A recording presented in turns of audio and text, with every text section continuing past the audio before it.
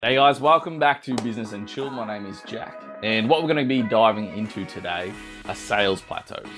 Whether you're trying to hit that 10K a month mark on a regular basis, or if you're a bit more advanced and maybe you've plateaued in cash flow or revenue. So we're going to tackle the 10 questions that you're avoiding to answer.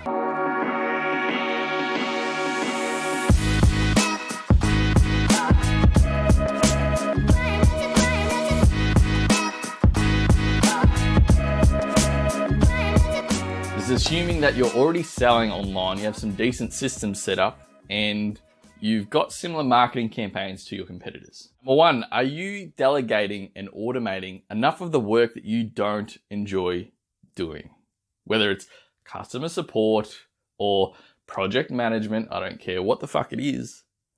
How much time are you spending doing the work that you fucking hate? And I know it sounds counterintuitive. Spend money on someone else or a different software to do work that I could just do in 5 minutes, 10 minutes, half an hour. Doesn't matter. I can do it. But in business, it's death by 1,000 cuts.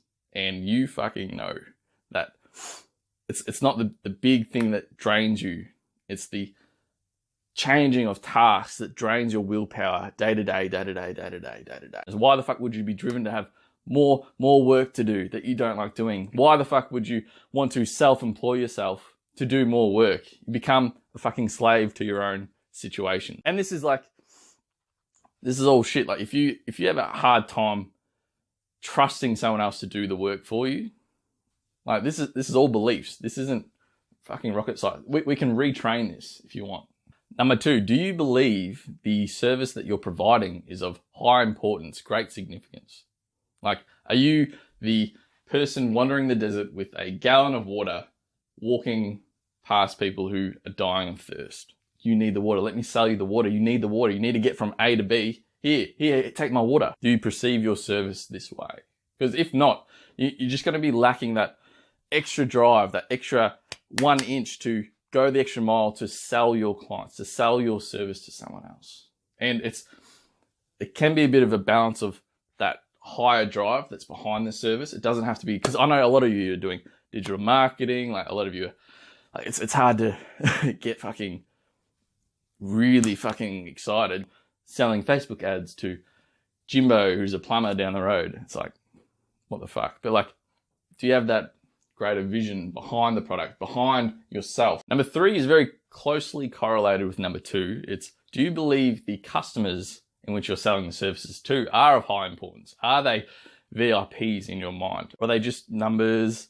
Are they just getting you to your monthly target revenue? You're an entrepreneur, you're in the online business world. If you're idolizing Gary Vee, Richard Branson, blah, blah, blah, Grant Cardone, like if they were your customers, how much value would you want to put in your product and service to be able to impress them? How much extra value would you put into the customer delivery, like the customer experience? If you look down on your customers, or if you don't even have them in a high regard, it's not what it's doing, it's what it's not doing. It's not enticing you to go the extra mile. And these are thoughts, these are beliefs. If you don't believe your customers are of high importance, like it does have this detrimental effect without you even knowing. Number four, are you even pursuing a career that you're proud of? Now, this is a big one, because no doubt you got into what you're into right now to get out of a certain situation than what you were. You are doing Facebook ads. That might not be the dream end goal that you want. Can you tangibly and unconsciously see how you pursuing this career, this pathway, doing this service, providing this little niche area of service to a certain customer, can you see and unconsciously believe that this is going to have a vast financial and vast fulfilling impact on your career in the future? If not, like, why the fuck would you drive the extra mile? Why the fuck would you have like the love to get out of the morning and start working? Do you even have a greater mission? These are some big questions, and they have this detrimental effect on your ability to sell and want to sell and look for opportunities to sell and look to bring things into your company, into your structure, if you're not driven by something larger, it's just like, yeah, fuck, okay, yep, got Jimmy. Jimmy's on the phone. Let's take him through the sales call. Let's take him through the process. Next, another day, another week. Number 5, and it's correlated with number 4, are your financial goals too low? Now, a lot of people are setting these financial goals in relation to where they used to be. They used to be working for someone else. They used to be earning 4 or 5 grand a month in whatever fucking shit job that they were doing. And now they're earning, 10K a month. They think that's a large goal. But if we know anything from the teachings of, for example, Grant Cardone, like, rarely do we exceed the goal that we're going for. So if your goal is 10K a month, if your goal is 50K a month, if your goal is 100K a month, like, you might hit 10K, you might hit 9.5, you might hit 11, you might hit 8.5K. But if your goal is 100K a month, like, even if you fall short, you might end up with 60, and vastly surpassing your 10K a month goal originally. Do you have this greater vision for why you're doing what you're doing? And do you have this belief, this internal success mechanism that believes that you can go for the 100K a month mark? Otherwise, like, if you're stuck on these beliefs that 5K is a big number, 10K is a large number to make a sale. Oh my God. Oh my God. Like, I made a 12K sale today. If that's really large, if that's really significant for you, it's hindering your ability to think bigger and therefore earn bigger. So, are your financial goals too small? Number 6, have you grown up and injected negative financial beliefs from your environment or your social conditioning from when you're a little kid, predominantly when you're in the ages of 0 to 7? That's when you have the most cognitive learning and injecting and subconscious beliefs ingraining period of time. I'll go into that in different videos, but like, if you think about it, the movies that you would have watched when you were younger, like the TV shows that you would have watched when you were younger, the evil characters in all these movies tend to be the rich person, the person who looks down on others who aren't doing very well. Were your parents financially rich or financially well off when you were younger? Because if you've read Rich Dad, Poor Dad, if you've dived deep into subconscious understanding, like even the greatest wealth earners dive really deep into these topics.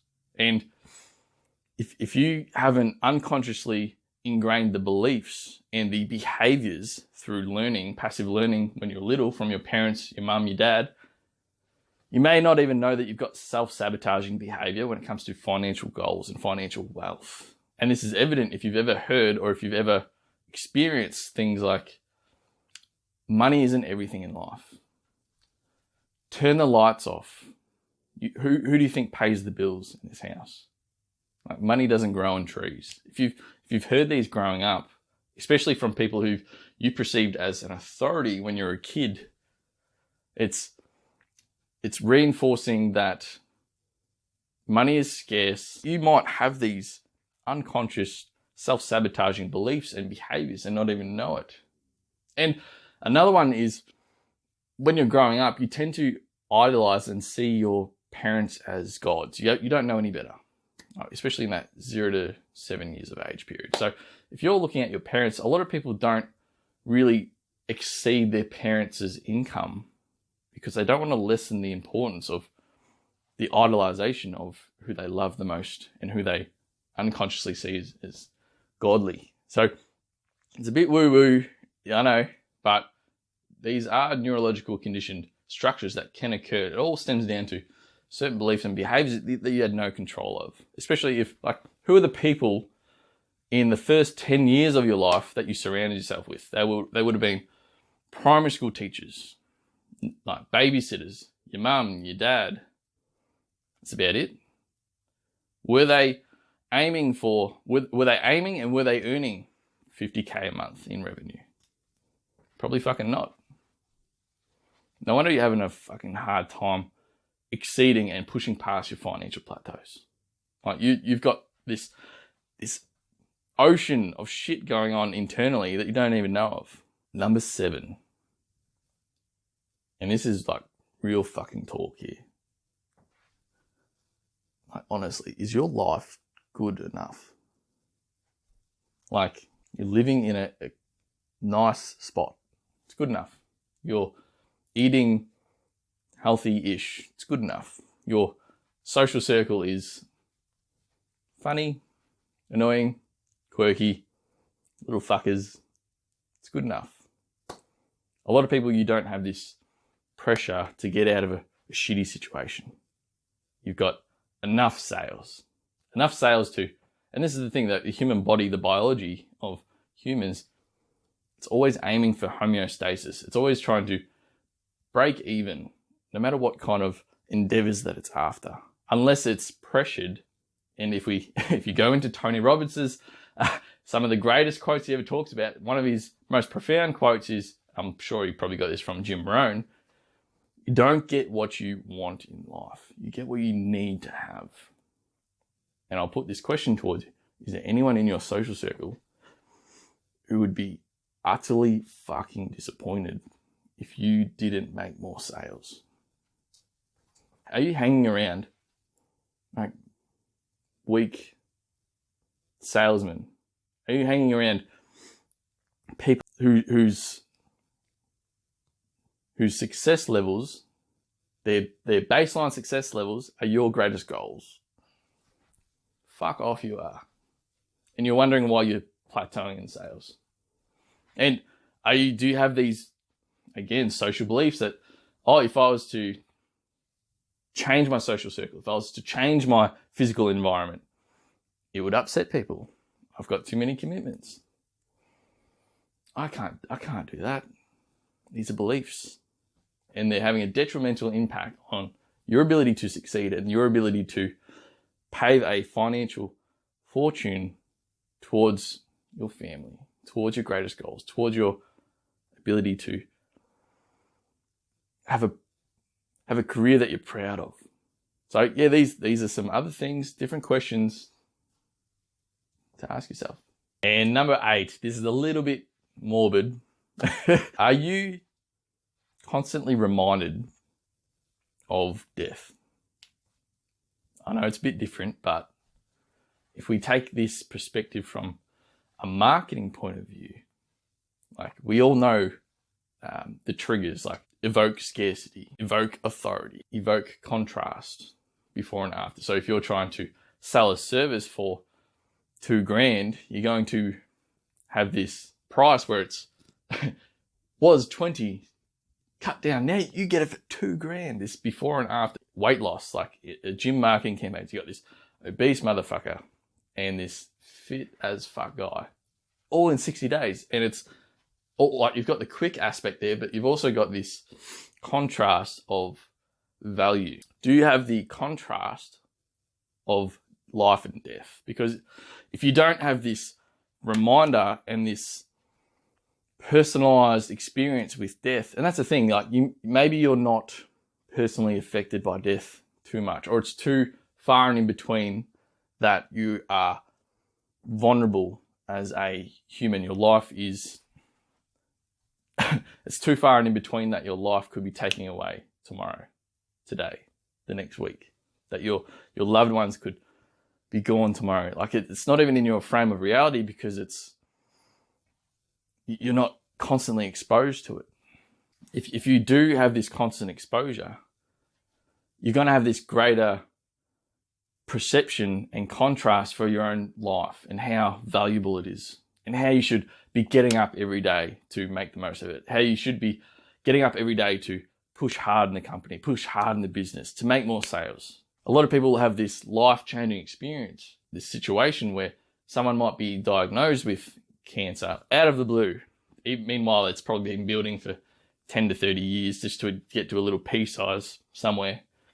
And they have this shock reality that, oh my fucking God, this personal experience that, fuck, life is valuable now that it's in scarcity now that I have this contrast, now that I have this perspective, and they completely change their health habits, they completely revolutionize who they are as a person, what they're aiming for in life, because they have this personalized experience with death.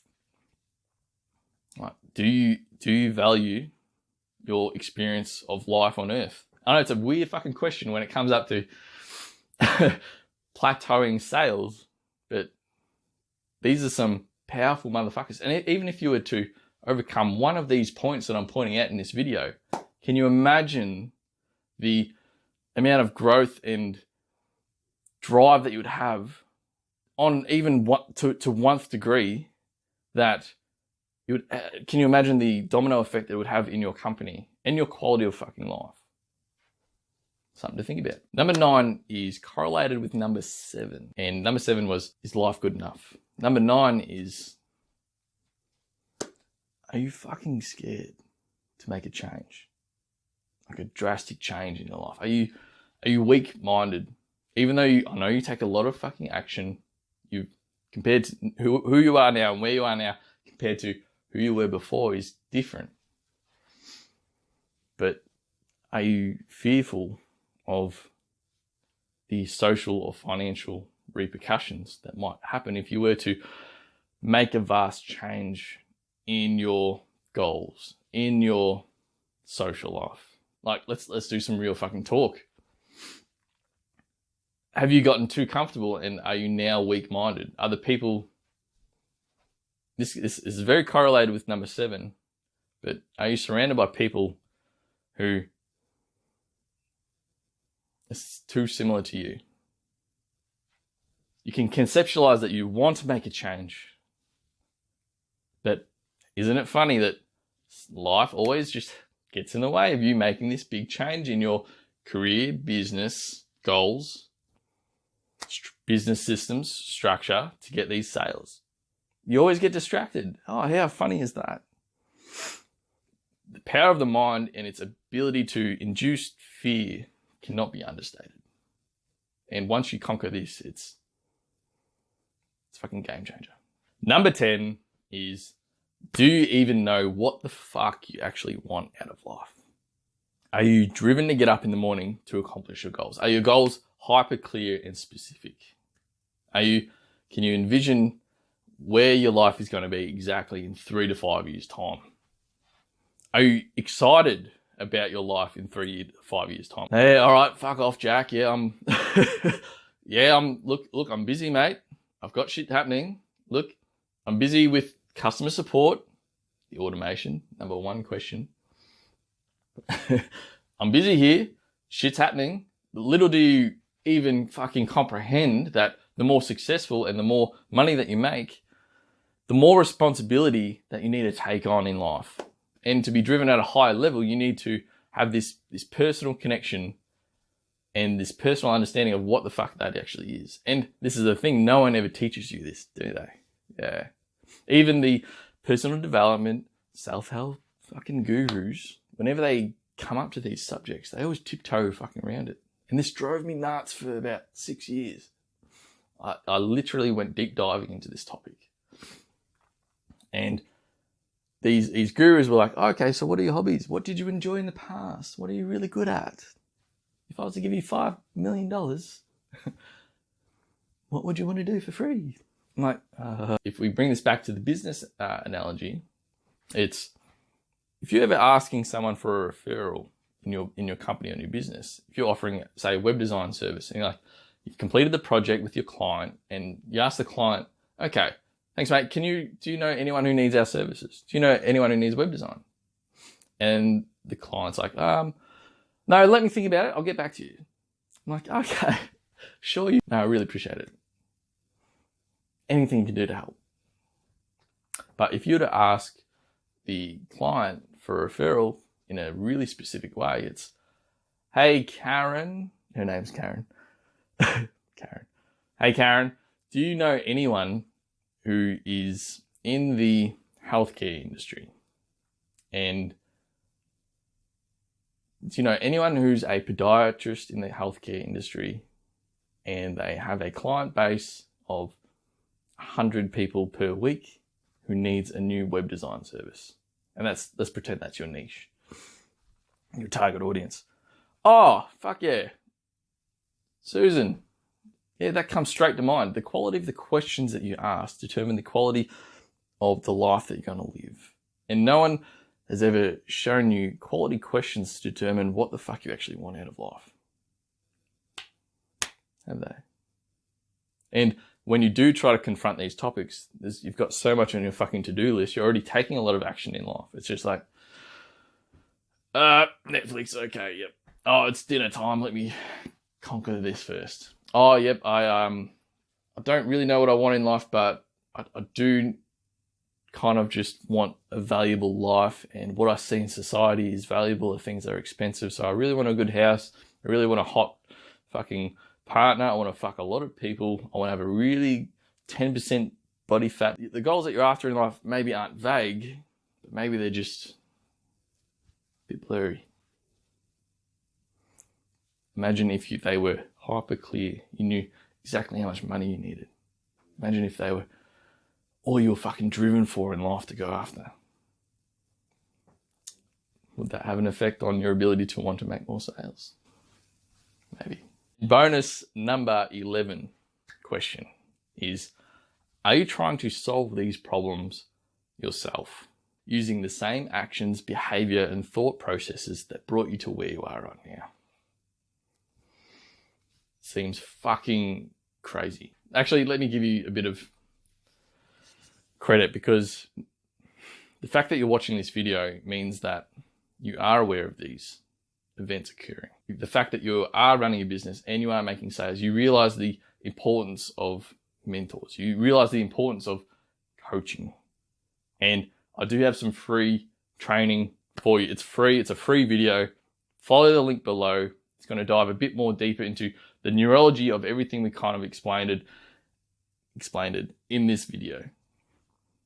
If this tickled your balls a little bit, some of these concepts, this is the surface layer of the shit that I dive into on a professional basis. It's all about overcoming inaction, yet having an ability to enjoy the process at the same time, so that you can thrive in the modern world. And if you're interested just a tiny little bit, I've got some free content for you. Follow the link.